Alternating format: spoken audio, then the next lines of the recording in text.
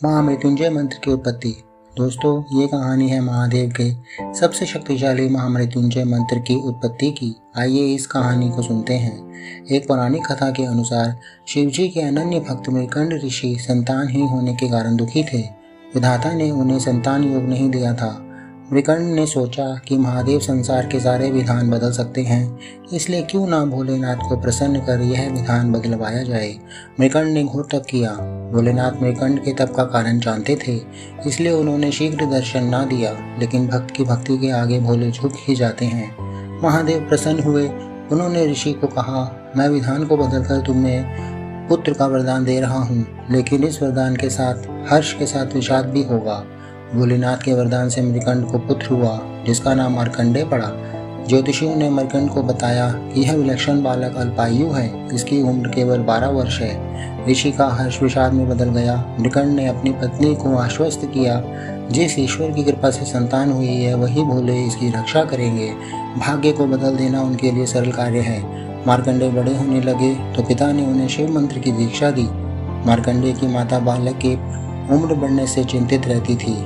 उन्होंने मार्कंडेय को अल्पायु होने की बात बता दी। मार्कंडेय ने निश्चय किया कि माता पिता के सुख के लिए उसी सदाशिव भगवान से दीर्घायु होने का वरदान लेंगे, जिन्होंने जीवन दिया है। 12 वर्ष पूरे होने को आए थे। मार्कंडेय ने शिव जी की आराधना के लिए महामृत्युंजय मंत्र की रचना की और शिव मंदिर में बैठकर इसका अखंड जाप करने लगे। ओम त्र्यंबकम यजामहे सुगंधिम पुष्टिवर्धनम उर्वारुकमिव बंधनान् मृत्योर्मुक्षीयमामृतात्। समय पूरा होने पर यमदूत उन्हें लेने आए। यमदूतों ने देखा कि बालक महाकाल की आराधना कर रहा है, तो उन्होंने थोड़ी प्रतीक्षा की। मार्कंडेय ने अखंड जप का संकल्प लिया था। यमदूतों का मार्कंडेय को छूने का साहस न हुआ और लौट गए। उन्होंने यमराज को बताया कि वे बालक तक पहुंचने का साहस नहीं कर पाए। इस पर यमराज ने कहा, मृकंड के पुत्र को मैं स्वयं लेकर आऊँगा। यमराज मार्कंडेय के पास पहुंच गए। बालक मार्कंडेय ने यमराज को देखा तो जोर जोर से महामृत्युंजय मंत्र का जप करते हुए शिवलिंग से लिपट गया। यमराज ने बालक को शिवलिंग से खींचकर ले जाने की चेष्टा की। तभी जोरदार हुंकार से मंदिर कांपने लगा। एक प्रचंड प्रकाश से यमराज की आंखें चुंधिया गई। शिवलिंग से स्वयं महाकाल प्रकट हो गए। उन्होंने हाथों में त्रिशूल लेकर यमराज को सावधान किया और पूछा, तुमने मेरी साधना में लीन भक्त को खींचने का साहस कैसे किया। यमराज महाकाल के प्रचंड रूप से कांपने लगे। उन्होंने कहा, प्रभु, मैं आपका सेवक हूँ। आपने ही जीवों के प्राण हरने का निष्ठुर कार्य मुझे सौंपा है।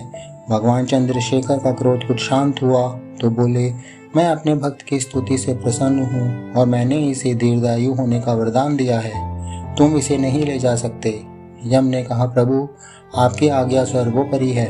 मैं आपके भक्त मार्कंडेय द्वारा रचित महामृत्युंजय का पाठ करने वालों को त्रास नहीं दूंगा।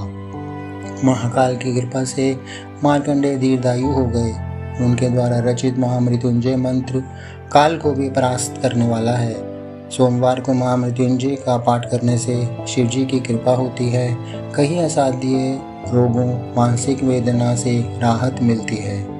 दोस्तों, ये कहानी आपको कैसी लगी कमेंट करके बताएं। अगर कहानी अच्छी लगी तो वीडियो को लाइक करें और चैनल को सब्सक्राइब करें। ओम नमः शिवाय।